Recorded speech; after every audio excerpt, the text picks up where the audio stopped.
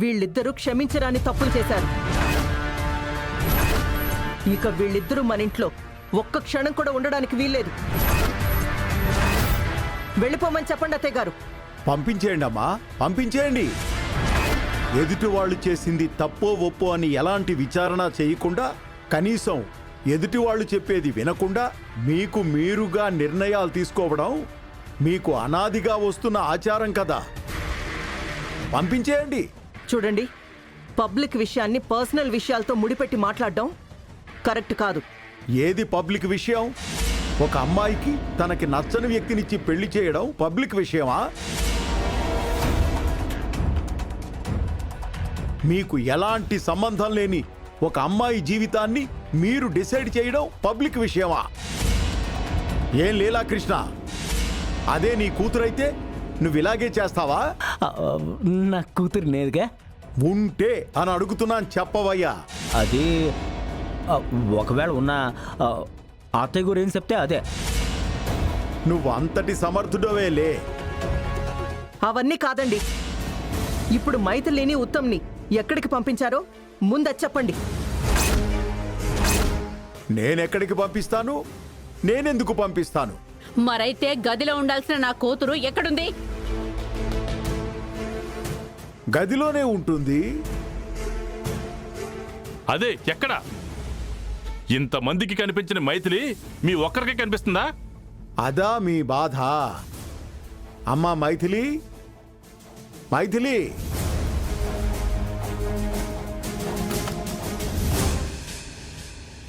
అరే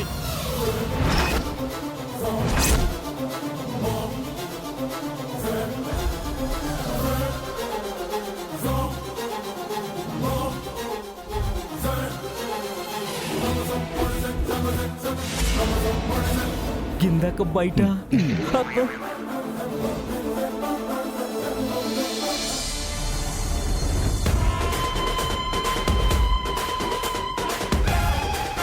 ఏమైంది శంకర్? అందరూ ఇక్కడున్నారేంటి?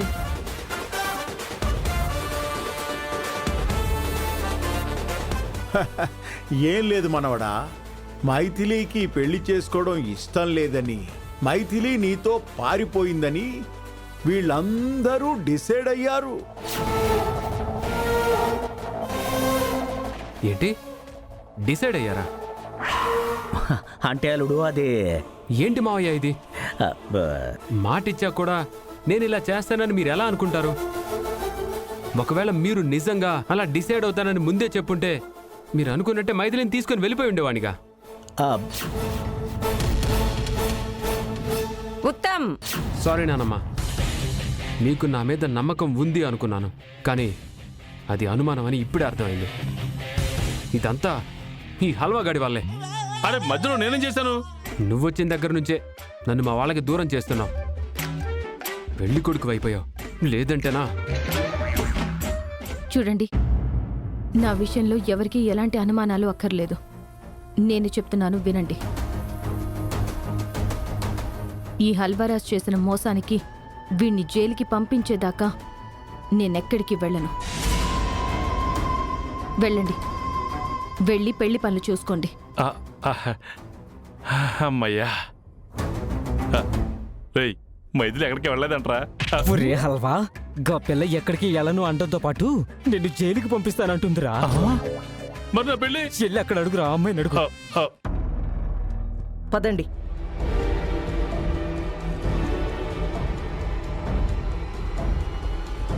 చూడు మైథిలి, నేను నీ తల్లిని. నువ్వు బయటికి వెళ్ళావో వెళ్ళలేదో కనిపెట్టలేనంత వెర్రిదాన్ని కాదు.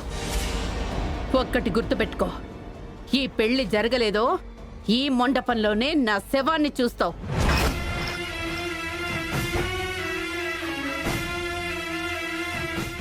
పద.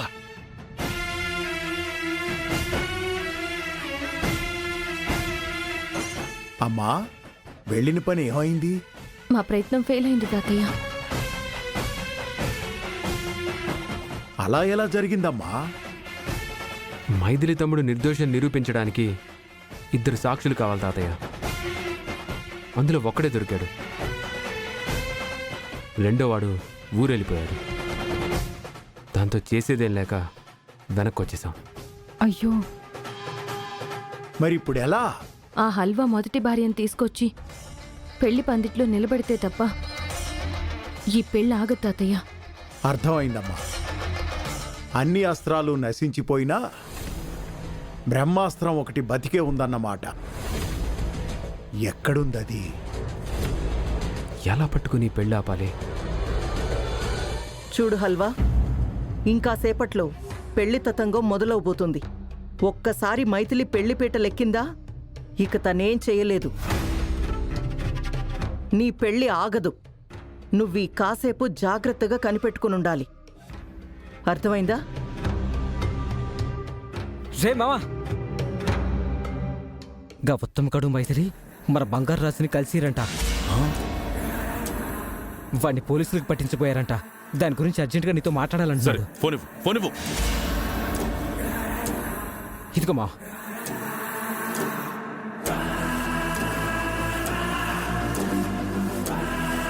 రేయ్ బంగారాజు, ఏమైందిరా? అన్నా, ఇందాక మైథిలి ఉత్తమ్ ఇద్దరు వచ్చి నన్ను కలిశారన్నా. వాడిని నమ్ముకుంటే ఇద్దరం జైలుకు వెళ్లాల్సి వస్తుంది. నా మాట విని రారా? నేను తప్పకుండా వస్తానులే గానీ ఈ రోజు కుదరదురా, రేపే. రే, అది కాదురా నేను చెప్పేది. అదృష్టం కొద్ది నరసింహ ఊర్లో లేడన్నా. లేదంటే ఈ పాటికి నన్ను కూడా పోలీసులకు పట్టించేవాళ్ళన్నా.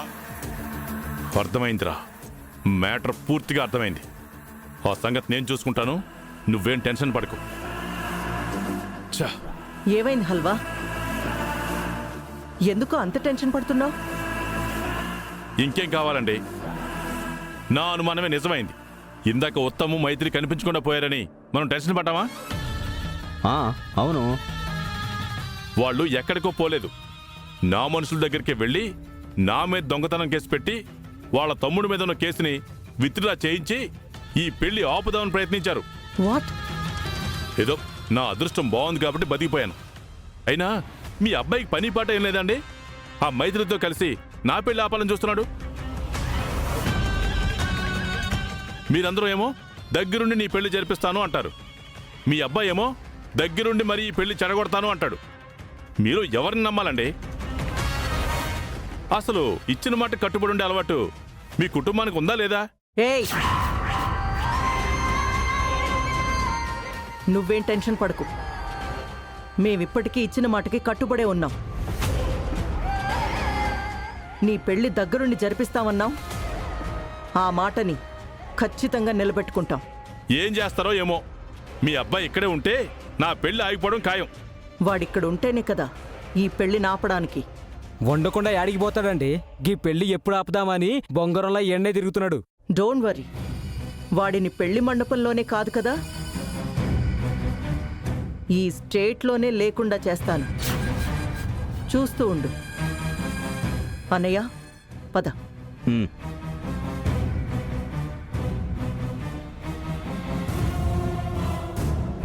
ఏంది మావ ఇల్లు? ఇంట్లో మనిషికో రకంగా మాట్లాడుతున్నారు.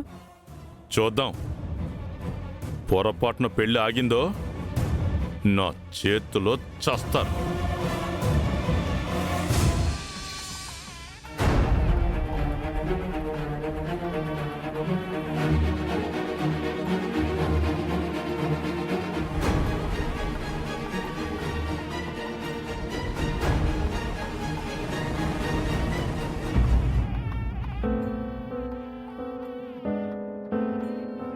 చూపు నిన్ను చేరాలని, శ్వాస నిన్ను తాకాలని, ప్రేమే నిన్ను కోరి కదిలేనురా. మాట ఏదో చెప్పాలని, మౌనమంతా దాటాలని, పరుగై నిన్ను చేరవచ్చేనురా.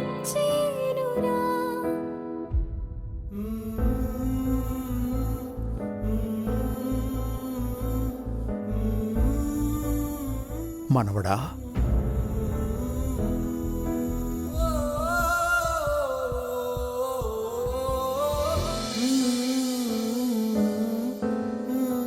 బాధపడకు మనవడా. ఈ పెళ్లి జరగదు, ఆగిపోతుంది. ఎందుకు ఆగుతుంది తాతయ్య? ఎందుకు ఆగుతుంది? నేనేం చేశానని? ఆఫ్టర్ ఆల్ ఇద్దరు దొంగల్ని పట్టుకోలేకపోయాను, ఇంట్లో వాళ్ళని ఎదిరించలేకపోయాను, ప్రేమించిన అమ్మాయికి ధైర్యంగా ప్రేమిస్తున్నానని చెప్పలేకపోయాను. అసలు నేనేం చేశాను తాతయ్య? నాలాంటి అసమర్థపు ప్రేమికుడికి ప్రేమించే హక్కు, ప్రేమించే అర్హత లేదని ఆ దేవుడికి కూడా తెలుసు తాతయ్య. అందుకే ఆ దేవుడు నా మైథిలిని నాకు దూరం చేశాడు.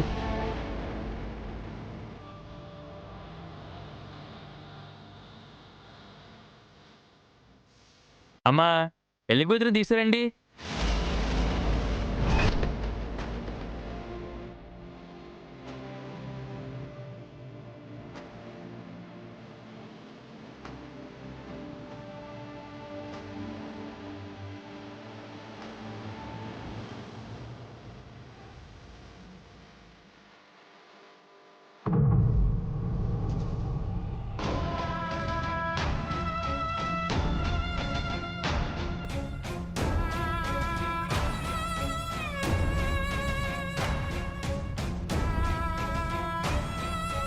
మైథిలి, ముహూర్తం టైం అయింది.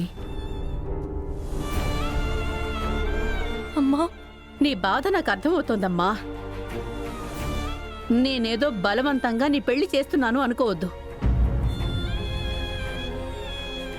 ఈ పెళ్లికి బంటిని రక్షించుకోవడం ఒక కారణమైతే, మంచో చెడో నేను నీ పెళ్లి చేస్తున్నాను.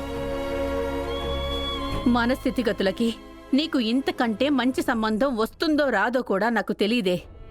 హల్వా మొరటోడే కాని వాడికి నువ్వంటే చాలా ఇష్టం. నిన్ను బాగా చూసుకుంటాడనే నమ్మకం నాకుంది. నువ్వే చూస్తున్నావు కదా, నువ్వు, నేను, మీ నాన్న, ఆఖరికి నీ తమ్ముడు, మనమందరం ఎన్ని మాటలంటున్నా పడుతున్నాడు. ఎవరికోసమే? నీకోసం. ఆ జానకమ్మ వాళ్లతో గొడవ పడ్డాడు. ఆ ఉత్తమ్కి యాక్సిడెంట్ చేయించింది కూడా నీకోసమే. ఇవన్నీ మనకు నెగటివ్గా కనిపించినా వాడి వైపు నుంచి చూస్తే అవన్నీ నీకోసమే అనిపిస్తాయి. ఒక తల్లిగా ఇంతకంటే నేనేం చెప్పలేనే.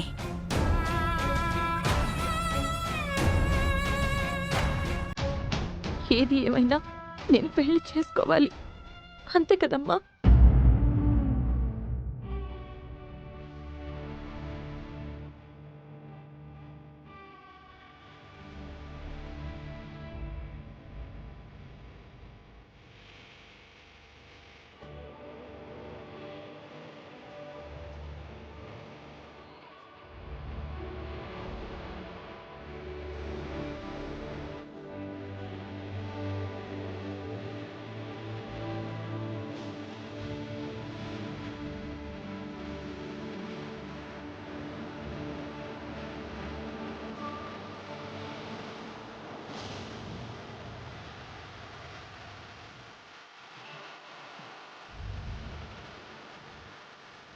మైథిలి, పద.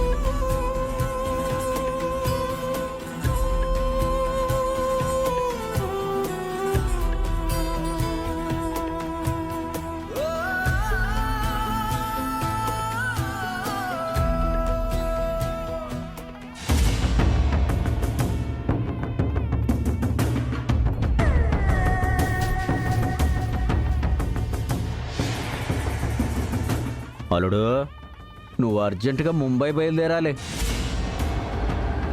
ముంబయా? ఎందుకు? అక్కడ మన బ్రాంచ్లో ఇక్కడలాగే ఫ్రాడ్ జరిగిందంట. పోలీసులు ఎంక్వైరీకి వచ్చారంట. మేనేజర్ కంగారుగా ఇప్పుడే ఫోన్ చేశాడు.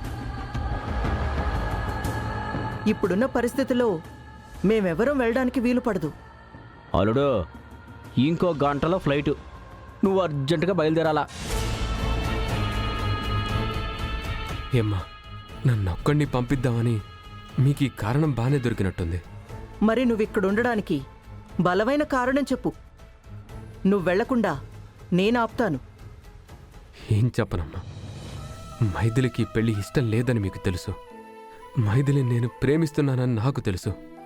ఇప్పుడు ఈ విషయం మీకు చెప్పాలన్నా మైథిలి నన్ను ఫ్రెండ్ అంటుందే తప్ప మైథిలి మనసులో నేను ప్రేమికున్నో కాదో తెలీదు. చెప్పు నాన్నా. చెప్పే పరిస్థితి చేయి దాటిపోయిందమ్మా. అందుకే నేను చెప్తున్నా, మైథిలి పెళ్ళనేది తన తలరాత. అందులో కర్త కర్మ క్రియ అన్నీ ఆ దేవుడే నిర్ణయించాడు. ఇక ఎక్కువ ఆలోచించకుండా బయలుదేరు. కాదు కూడదు అని ఏవైనా చెయ్యాలనుకుంటే చెయ్యవులే. ఈ అమ్మంటే నీకు గౌరవం అని నాకు తెలుసు. అనయ్య,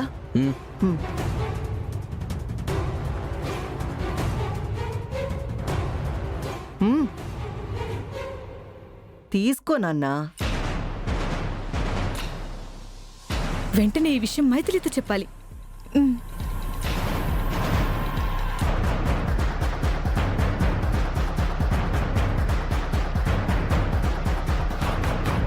వెళ్తానమ్మా.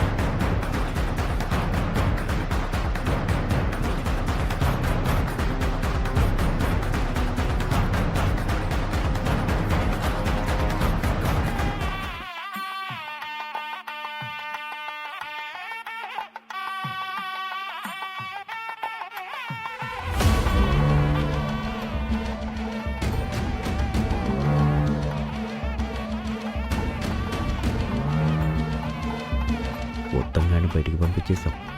Thank you so much.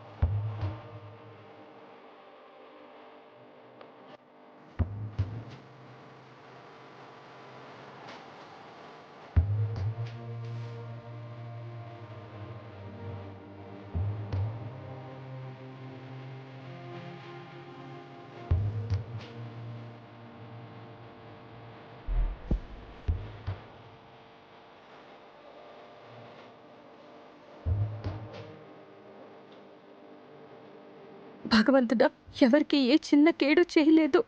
అయినా సరే నన్నెందుకు స్వామి ఇంత బాధ పెడుతున్నావు? ఎందుకు నా జీవితంతో ఆడుకుంటున్నావు?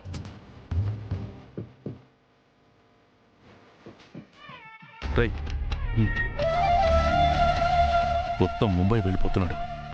ముసోడు ఎక్కడ కనిపించట్లేదు. ఎందుకైనా మంచిది ఓ పని చెయ్యి.